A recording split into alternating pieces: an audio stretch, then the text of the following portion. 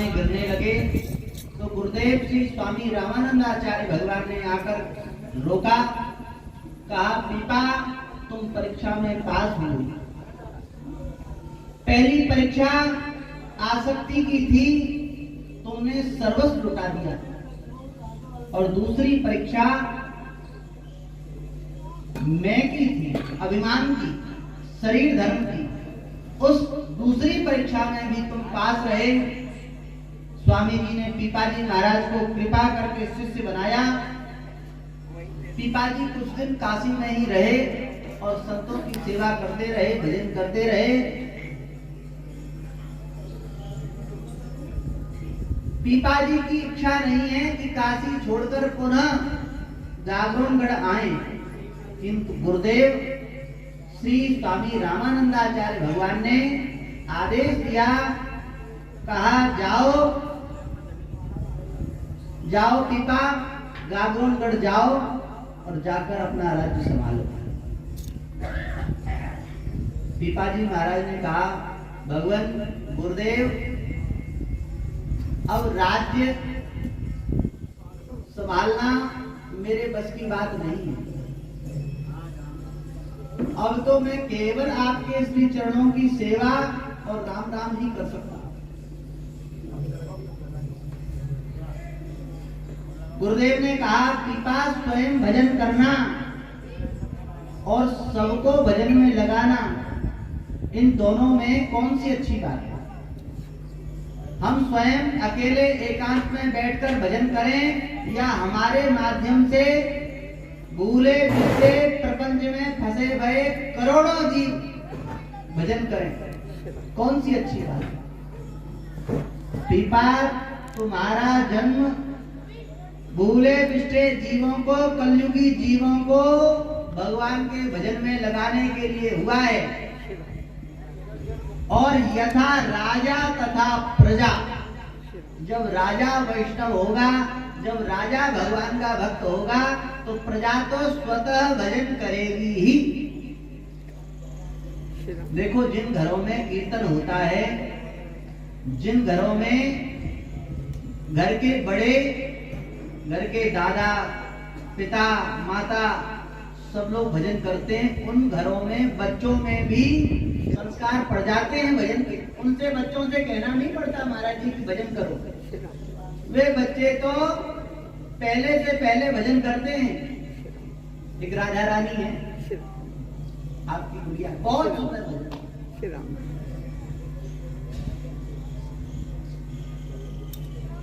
पीपा यहाँ रहोगे तो अकेले भजन करोगे, किंतु जागरणगढ़ जाकर भजन करोगे तो तुम अकेले नहीं, तुम्हारी पूरी प्रजा भजन करेगी। बताओ अकेले करना चाहते हो तो यह स्वार्थ है, और साधु का चरित्र स्वार्थ का चरित्र नहीं है। साधु चरित्र शुभ चरित्र कपासु, निरस विशद गुणमय फल, निज दुख देख द्रवय नवनीता, पर दुख द्रवय संत सुपुनीता। साधु का स्वभाव, साधु का चरित्र तो भूले बिसरे जीवों को भजन में लगाने का है, उनके दुख को दूर करने का है। और पीपा दुख जाएगा, कष्ट जाएगा तो केवल भजन से जाएगा। और राजा भजन करेगा तो तुम्हारी सब प्रजा भजन करेगी। इसलिए महाराज जी, दुर्लभो वैष्णवो नारी, वैष्णव कन्या मिलना दुर्लभ है, वैष्णव ब्राह्मण मिलना दुर्लभ है। दुर्लभो वैष्णवो विप्रः, दुर्लभो वैष्णवो राजा, दुर्लभो अति दुर्लभ। राजा का वैष्णव होना बड़ा दुर्लभ है, बहुत। पीपा तुम जाकर, वैष्णव राजा जब राज्य करेगा, भजन करेगा तो स्वयं भजन करेगा, अपने प्रजाजनों को भजन कराएगा। यद्यपि पीपाजी महाराज की इच्छा नहीं है, किंतु गुरुदेव का आदेश है और गुरोर आज्ञा करियसी। मात पिता प्रभु गुरु की, हमारी आवाज आ रही है?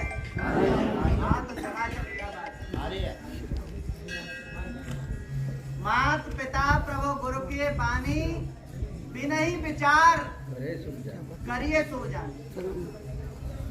पीपाजी महाराज की इच्छा नहीं है, पर गुरुदेव का आदेश है, इसलिए श्री गुरुदेव के आदेश से पीपाजी जागरणगढ़ पधारे। किंतु गुरुदेव से कहा, गुरुदेव आपका आदेश है, आपकी कृपा है, तो मैं जा रहा हूं, किंतु आप 1 वर्ष में जागरणगढ़ पधारे।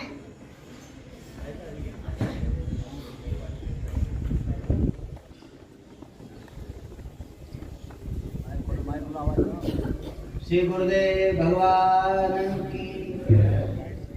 आप 1 वर्ष में जागरणगढ़ पधारे समस्त भक्त वृंदों के साथ, वैष्णवों के साथ।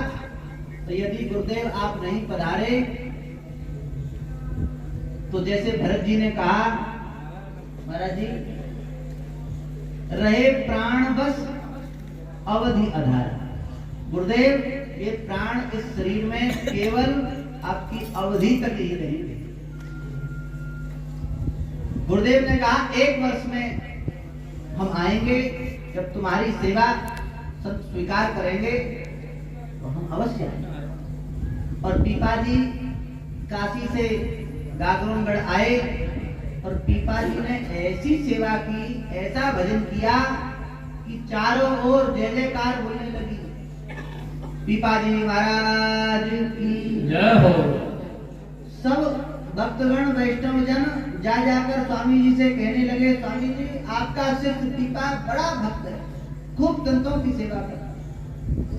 संतों की सेवा करने का संस्कार तो पीपाजी में पूर्व से ही है, पर जब स्वामी जी ने आज्ञा दे दी, स्वामी जी ने कह दिया, तो और भी उसमें पुट लग गया। महाराज जी हमारे रामानंद संप्रदाय में 2 ही बात हैं,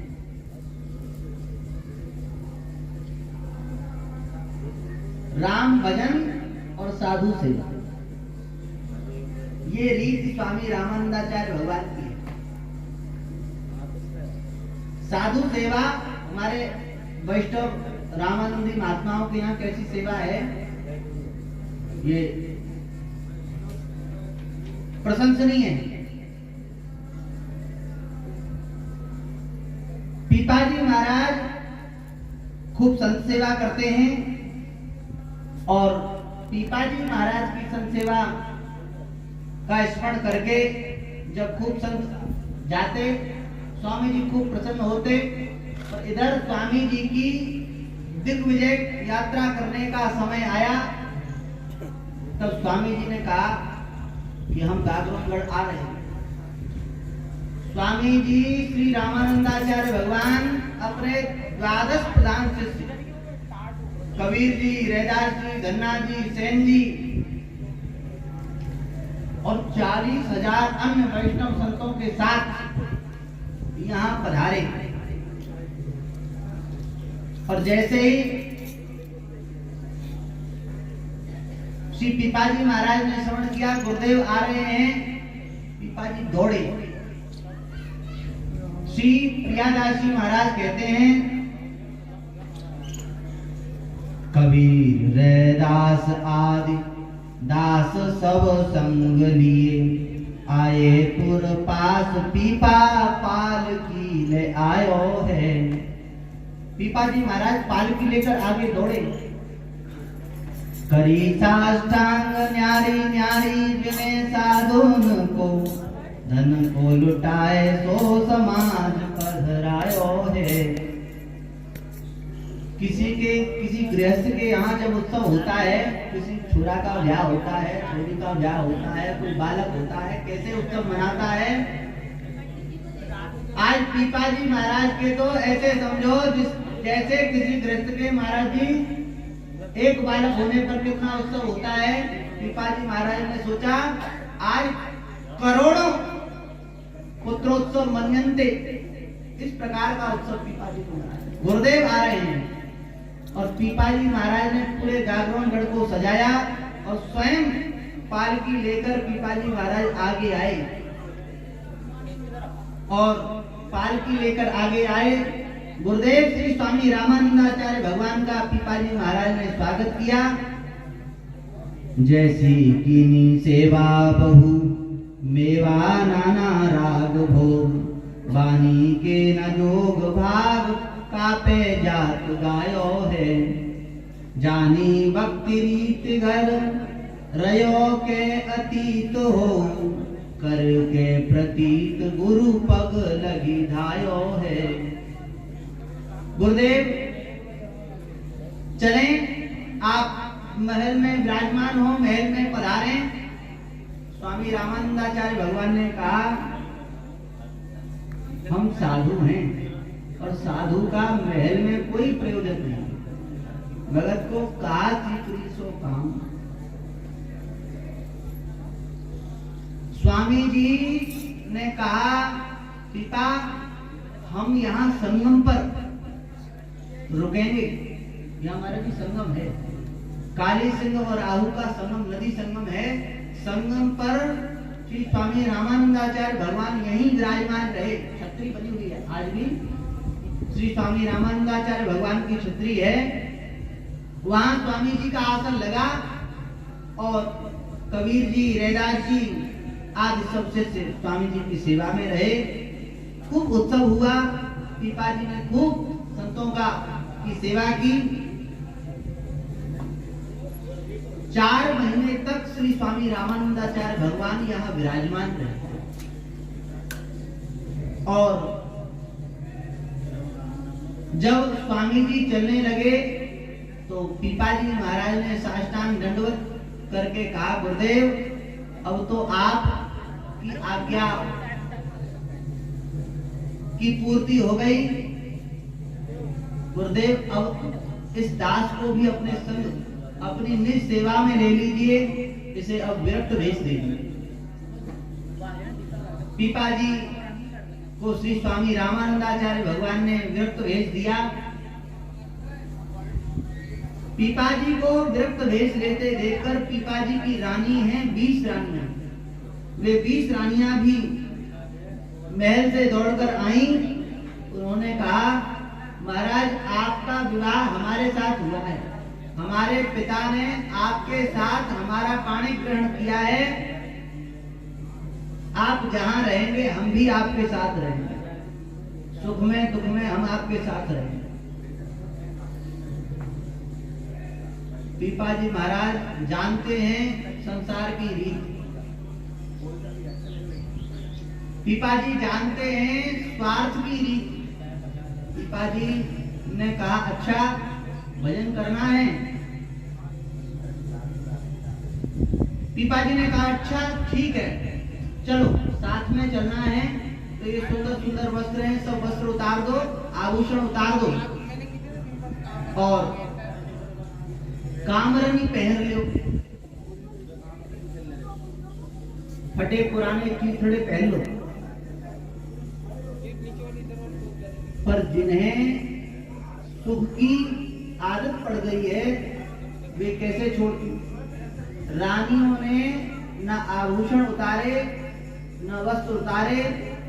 रानियों ने कहा महाराज हम तो रानी हैं, हम राजकुमारी हैं, हम राजकुमारी हैं, हमारा विवाह आपके साथ हुआ तब आप राजा थे,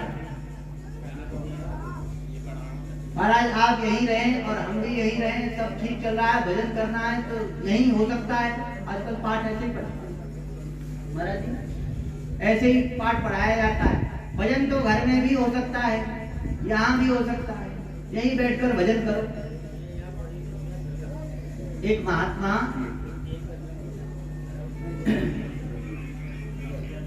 कथा सुनाते हैं, 2 तोतों में मित्रता थी। एक तोता जंगल का था और दूसरा तोता राजा के बाग का तोता था। दोनों में बड़ी मित्रता थी। राजा के बाग वाला तोता जब उड़कर जंगल में जाता तो जंगल का तोता उसका स्वागत करता, उसे जंगल के कंदमूल खिलाता, जंगल का भ्रमण कराता। राजा के बगीचे वाले तोता ने जंगल वाले तोता से कहा, मित्र कभी हमारे यहाँ महल में भी पधारो। एक बार ये जंगल वाला तोता राजा के बगीचे में पहुंचा।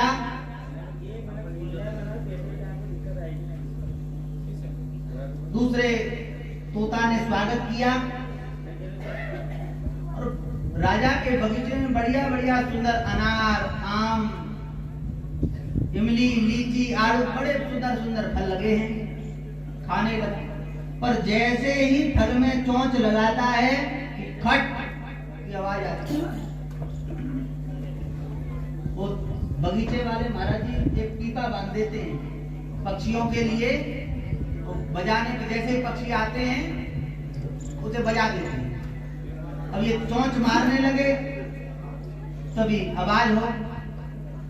दूसरा उस तोता ने, जंगल वाले तोता ने बगीचे वाले तोता से कहा, ये आवाज कैसी? अरे मित्र कोई आवाज नहीं, तुम तो खाओ, ये तो होती रहती है। दोबारा फिर खाने लगा, दोबारा फिर बार बार खाने पर बार बार ऐसी आवाज आने लगी। जंगल वाले तोता ने कहा, मित्र इस खटखट में तुम ही रहो, हम तो जंगल में ही अच्छे। ऐसे ही घर गृहस्थ में रहने वाले लोगों को आदत पड़ गई है प्रपंच की।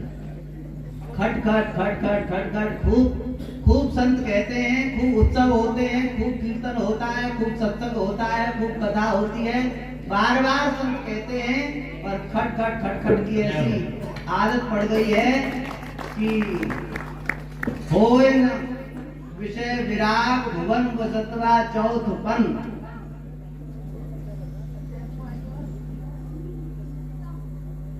पीपाजी महाराज ने रानियों से कहा, अगर भजन करना है तो चलो, पर एक भी रानी सुख सुविधा को छोड़ने के लिए तैयार नहीं हुई।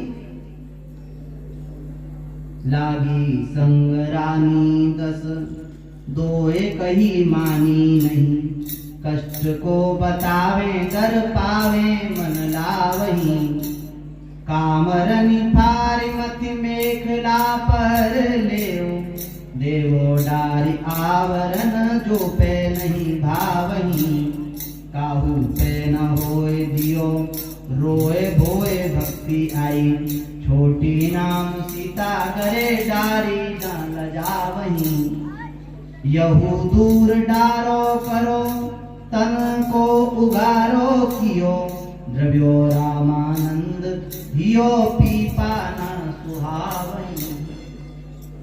किसी रानी ने नहीं डाला, किंतु छोटी रानी दौड़ती भई आई, और छोटी रानी ने जब सुना कि स्वामी जी पिताजी के साथ वह जाएगी रानी जो कामरन उतार देगी, माता सीता सहस्त्री जी ने सुंदर सुंदर वस्त्र उतार दिए और मेखला पहन ली, एक झबला पहन लिया। पीपाजी महाराज ने कहा, इसको भी उतारो। पीपाजी नहीं चाहते हैं कि ये साथ में जाए। और माता सीता सहचरी जी ने जब सुना तो माता सीता सहचरी जी वह भी उतारने लगे। कुछ भी हो, कैसे भी हो, हमें आपके साथ चलते हैं, भजन करना। और जब स्वामी जी ने देखा इनका नाम सीता सहचरी नहीं है, पीपाजी की पत्नी छोटी रानी का नाम है रानी पद्मावती। ये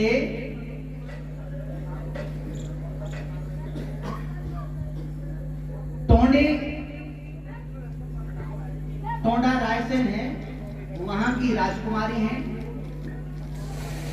और छोटी रानी जब आई पद्मावती जब सुंदर सुंदर वस्त्र उतार दिया इन्होंने और मेखला पहन ली, झबला पहन लिया, पीपाजी ने कहा इसे भी उतारो, तब उसे उतारने लगे। किंतु द्रव्यो रामानंद हियो। गुरुदेव श्री रामानंदाचार्य भगवान का हृदय में देखकर भर आया। गुरुदेव ने कहा बस बस बस पीपा, बहुत हुआ, हो गई परीक्षा।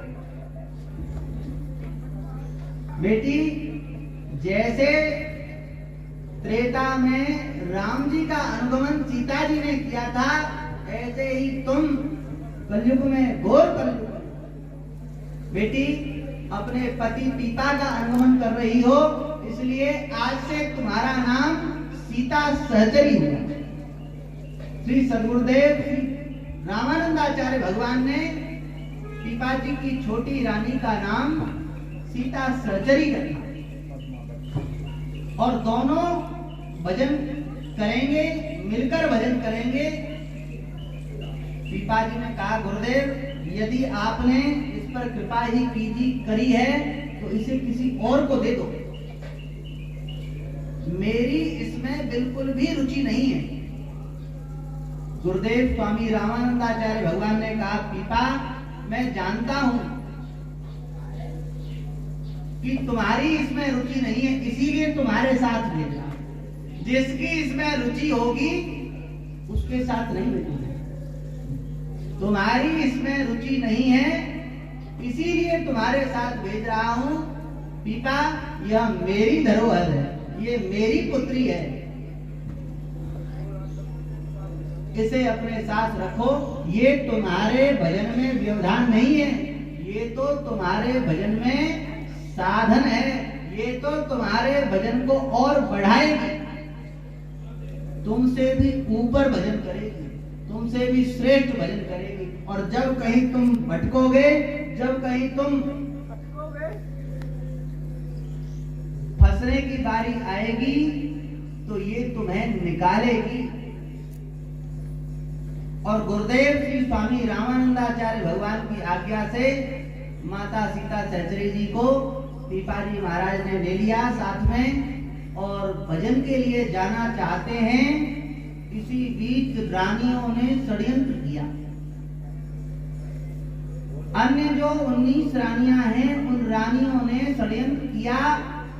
राज्य के राजगुरु एक पंडित जी महाराज हैं, उन पंडित जी महाराज को धन का लोभ दे दिया और कहा किसी भी विधि से, कैसे भी शास्त्रार्थ के द्वारा अथवा छल से, दम से, द्वेष से, पाखंड से, कैसे भी करके पीपा जी महाराज को रोक लो। महाराज जी, जब कोई जीव भजन की ओर प्रेरित होता है तो श्रीमद् भागवत में ही लिखा है कि देवता नहीं चाहते कि जीव भगवान के भजन में लगे। जैसे ही जीव संयत होकर, नियंत्रित होकर भजन करना चाहता है, वैराग्य को दृढ़ करना चाहता है, वैसे ही देवता विषयों की हवा चलाते हैं और इंद्रन द्वार झरोखा नाना, ताता सुर बैठे कर थाना, इंद्रन कहने ज्ञान सुहाई, विषय भोग पर प्रीत सदाई, आवत देखने विषय बिहारी, तुरत ही देख कपाट भंगारी। ये घर परिवार वाले ही ऐसा मोह का जाल डालते हैं कि मोह का जाल डालकर उस भगवान के भजन की ओर जाने वाले जीव को रोकने का प्रयास करते हैं। भैया स्वयं भजन नहीं कर रहे हैं, ये तो अपराध है ही, पर एक भजन के मार्ग पर जाने वाले जीव को आप भजन से रोक रहे हैं, यह महान अपराध है।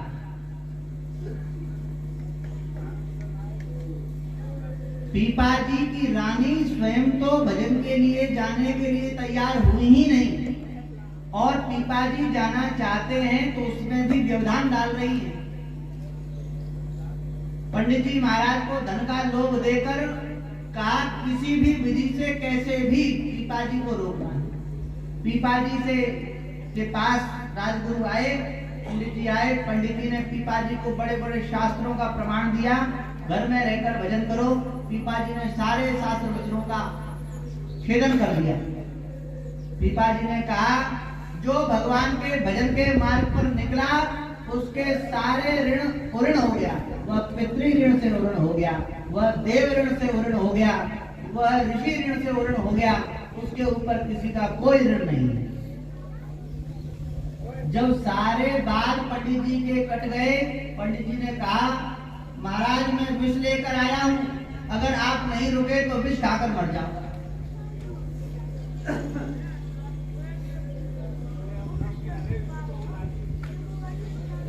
पीपा जी ने समझाया पंडित जी ये शरीर अत्यंत दुर्लभ है, ये शरीर भगवान का भजन करने के लिए मिला है। स्वयं भजन करो और जीवों को भजन की ओर प्रेरित करो। अब तुम्हारी उम्र भजन करने की है, चलो हमारे साथ। पर पंडित जी को बात समझ में नहीं आई और पीपा जी जाने लगे तो पंडित जी ने विष खा लिया और विष खाकर मर गए। और जब मरे तो कोलाहल हो गया, पंडित जी ने विष खा लिया, अपशगुन हो गया, सब रोने लगे। स्वामी रामानंदाचार्य भगवान सिंहासन पर बैठकर ये सब लीला देख रहे हैं। स्वामी जी ने क्षण मात्र में ही पंडित जी को नरकों की यातना सब दिखा दी और कमंडल से जल लेकर स्वामी जी ने पंडित जी के ऊपर छिड़का।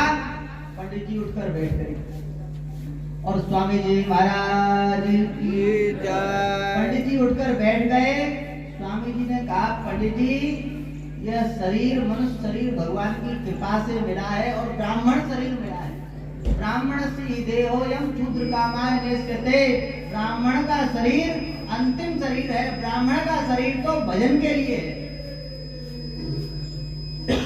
और ब्राह्मण का शरीर प्राप्त करके भी आपने स्वयं भजन नहीं किया और भजन की ओर जाते हुए पीपा को रोक रहे हो।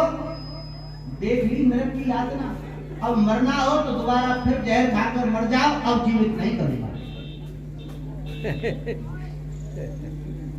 पंडित जी सब कुछ देख चुके थे। पंडित जी समझ गए, कहा गुरुदेव अब तो आप मुझे भी दीक्षा दें, मैं भी भजन करूंगा। और पंडित जी महाराज ने भी श्री स्वामी रामानंदाचार्य भगवान से मंत्र लेकर भजन किया और श्री पीपाजी महाराज गुरुदेव श्री स्वामी रामानंदाचार्य भगवान के साथ उनकी दिग्विजय यात्रा पर साथ गए। आज पीपाजी महाराज स्वामी जी के साथ जा रहे हैं कीर्तन करते हुए। यहीं आज का सत्संग पूर्ण हो रहा है और उसके बाद कीर्तन कराएंगे। कीर्तन से पहले हम श्री महाराज जी के श्री चरणों में साष्टांग प्रणाम करते हुए निवेदन करेंगे कि पूज्य श्री महाराज जी भी अपनी वाणी से हम सभी को अनुग्रहित करें। पीपाजी के 700वें जयंती महामहोत्सव में अपनी वाक्य पुष्पांजलि समर्पित करें। पूज्य श्री महाराज जी।